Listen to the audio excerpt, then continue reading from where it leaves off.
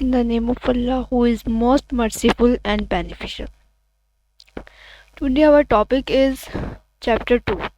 As you know that we have already discussed section 3, 4. So 3 section we have already last video.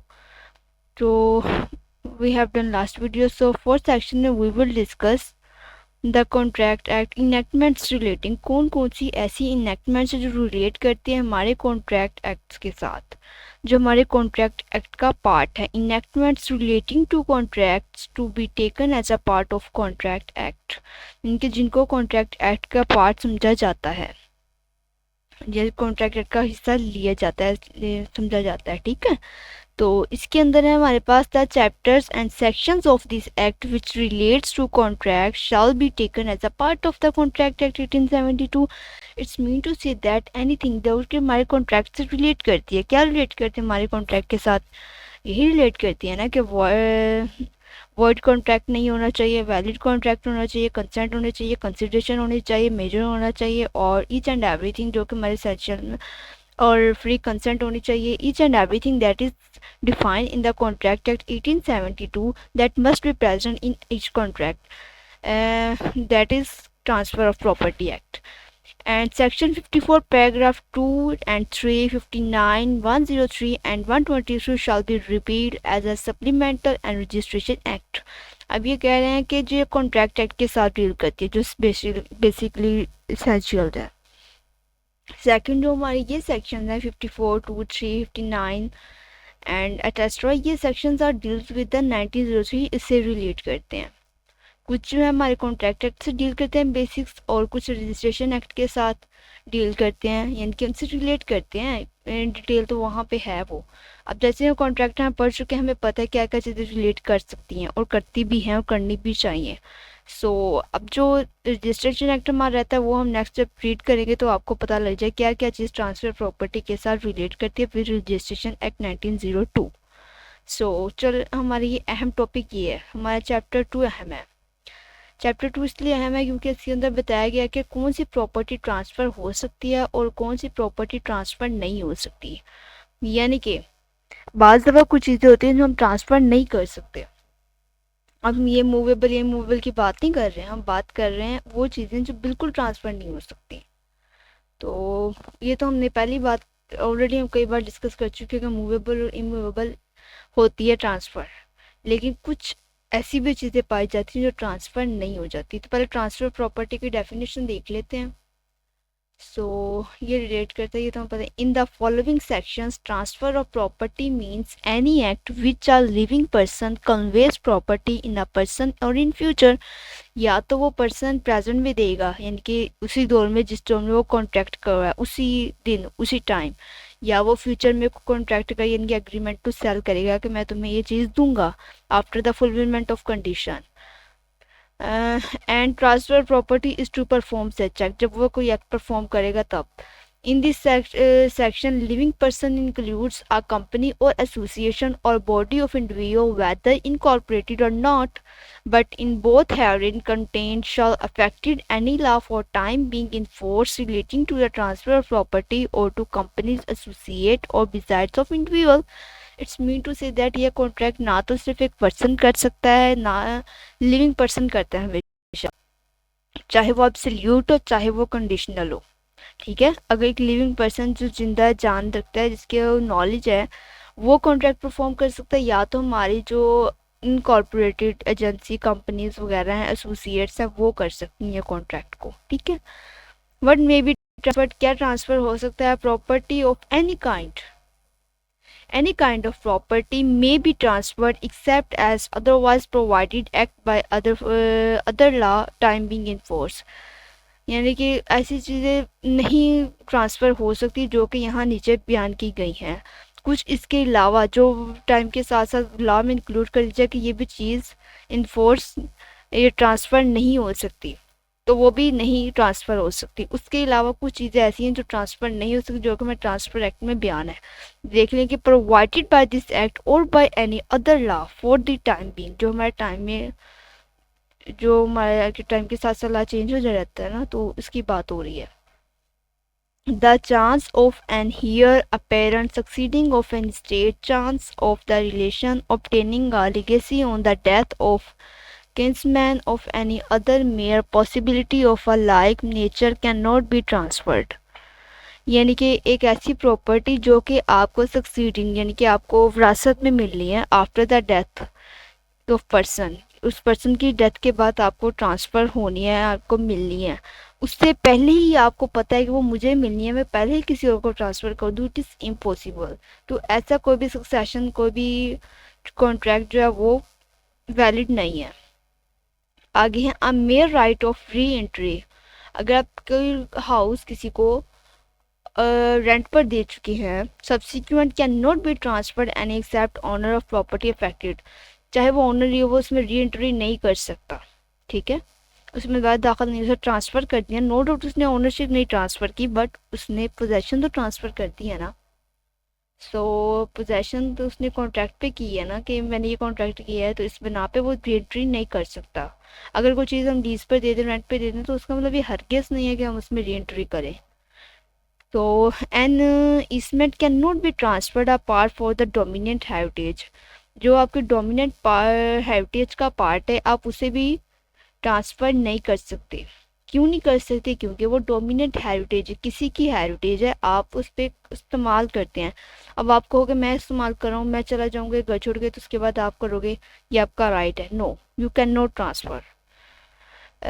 It is enforceable by law this contract but any situation, but it is cannot be transferred, it is untransferable।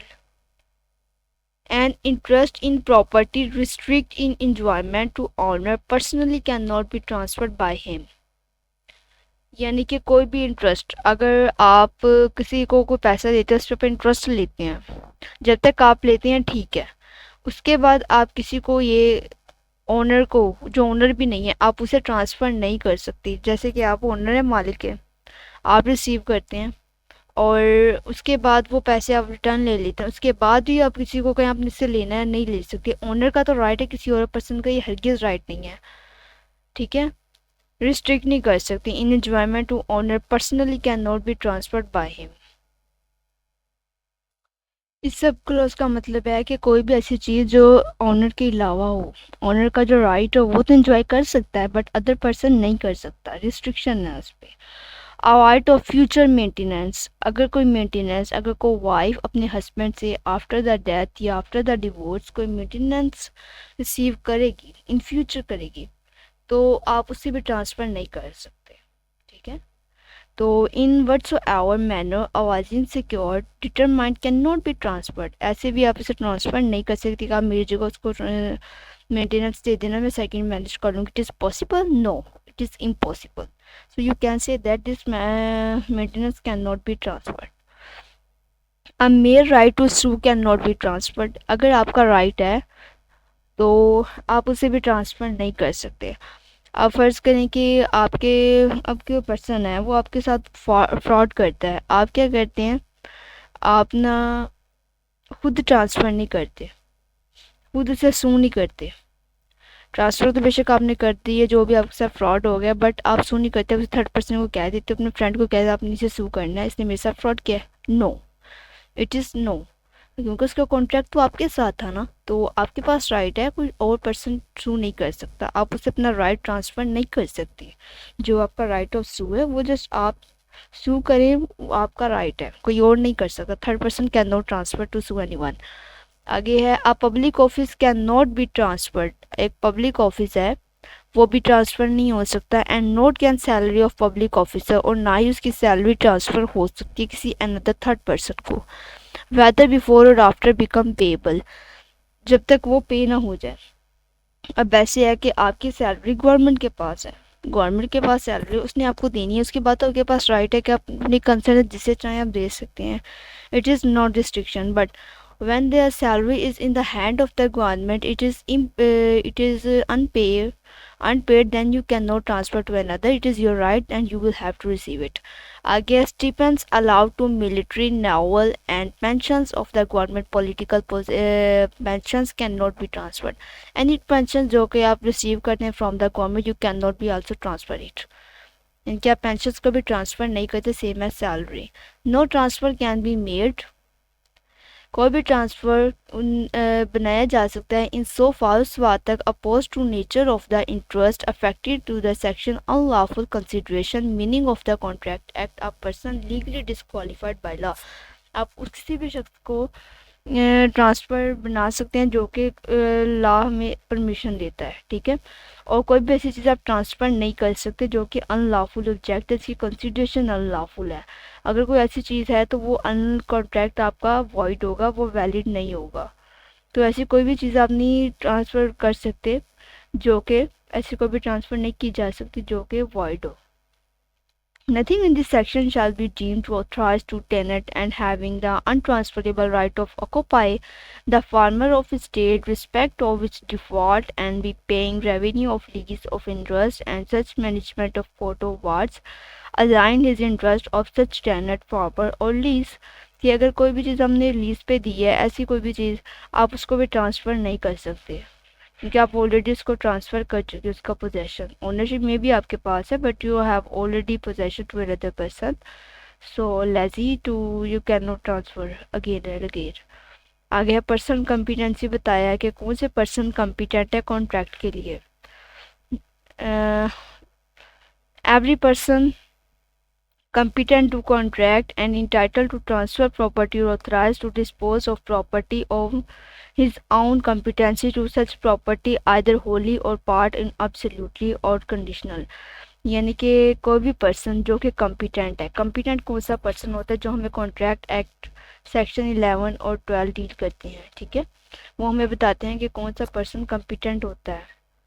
तो competent वही person होता है जो कि sound mind हो, major हो और उसके पास राइट हो कि अपनी प्रॉपर्टी अनदर पर्सन को दे सके।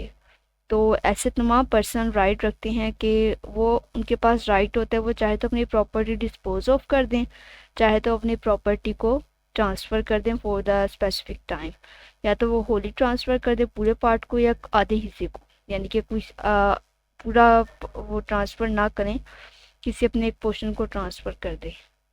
तो it's all up to the owner of the property. तो वो कंडीशनल भी हो सकती है, एब्सोल्यूट भी हो सकती है। तो prescribe by the law time being enforced. अगर सेक्शन 8 है वो डील करता है ऑपरेशन ऑफ ट्रांसफ़र। अगर आपने कोई भी चीज़ ट्रांसफ़र करनी है आपने उसका ऑपरेशन नहीं करना, ऑपरेशन करना है यानी कि विद इंटेंशन। जब तक तो इंटेंशन है वो स्पेशली और नेसेसरली इम्प्लाइड ट्रांसफ़र ना हो, ठीक है।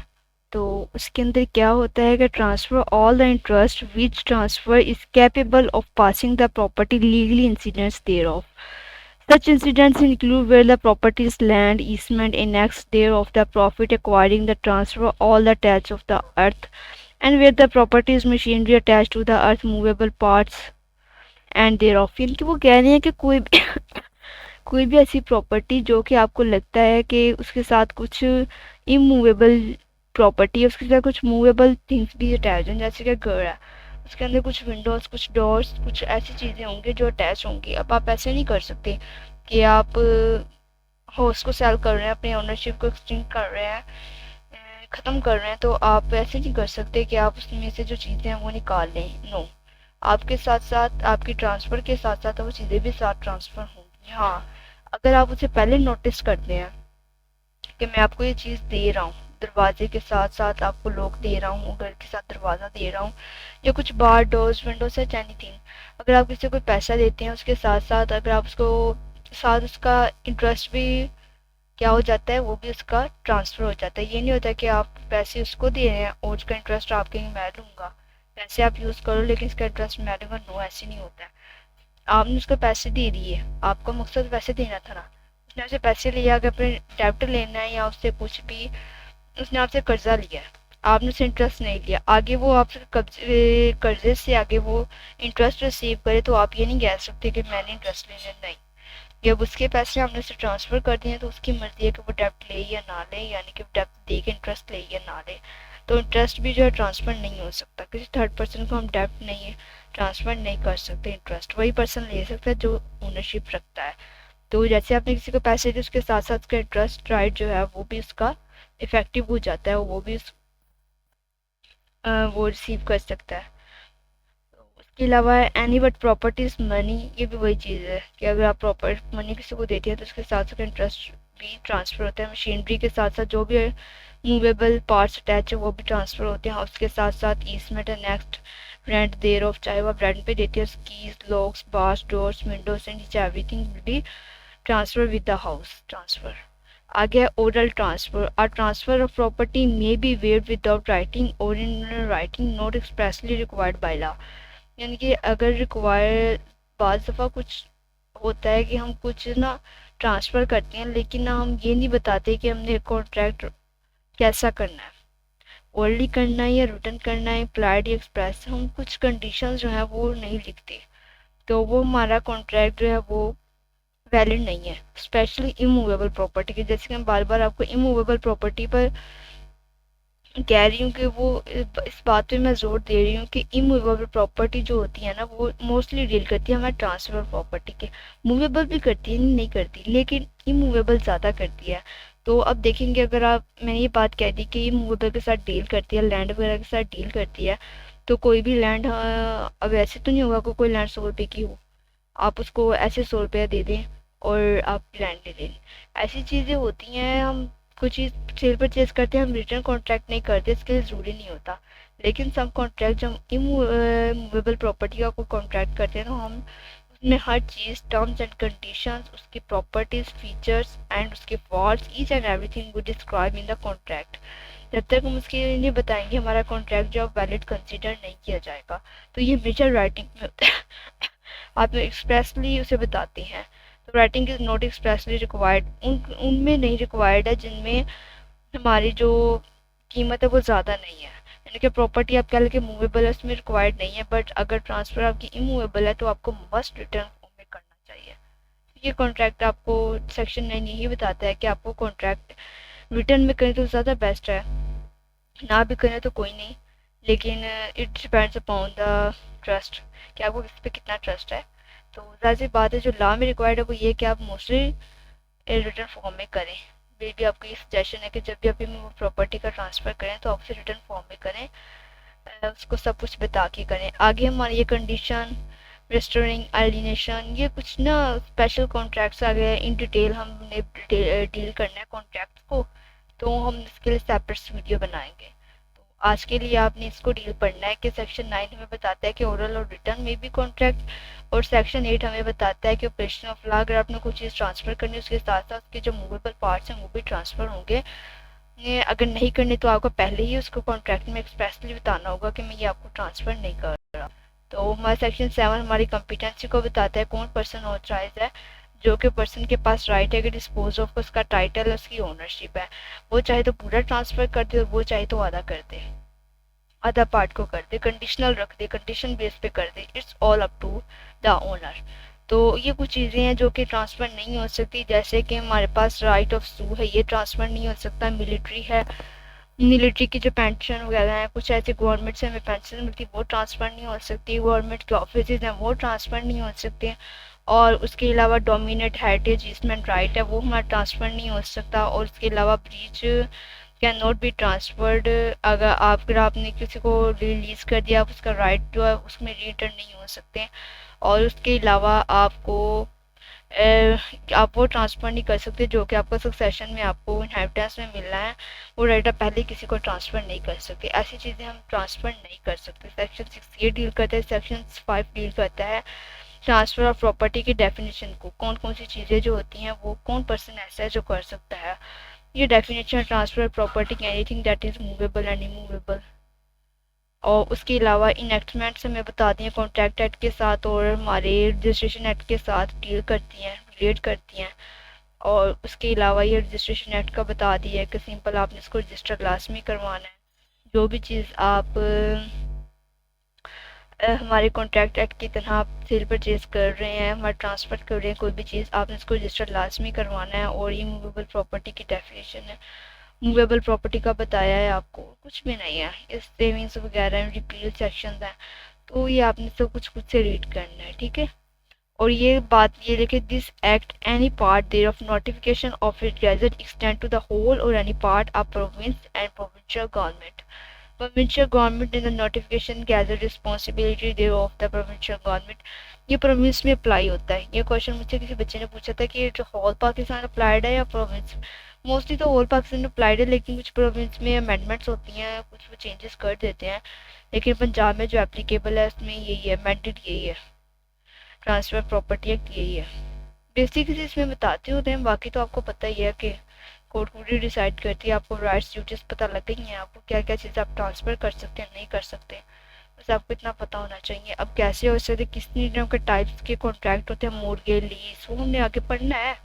लेकिन हम जो कॉन्ट्रैक्ट है वो अब हम पढ़ रहे हैं कि कॉन्ट्रैक्ट को किस तरह लिखा जाता है। तो आज के लिए इतना ही। तो नेक्स्ट हम सेक्शन 10 से पढ़ेंगे। अभी हमने कितने सेक्शन पढ़ लिए हैं, 9 सेक्शन हमने पढ़ लिए हैं। अब 10 से इंशाल्लाह नेक्स्ट पढ़ते स्टार्ट करेंगे। तो आज के लिए इतना ही। अल्लाह हाफिज़।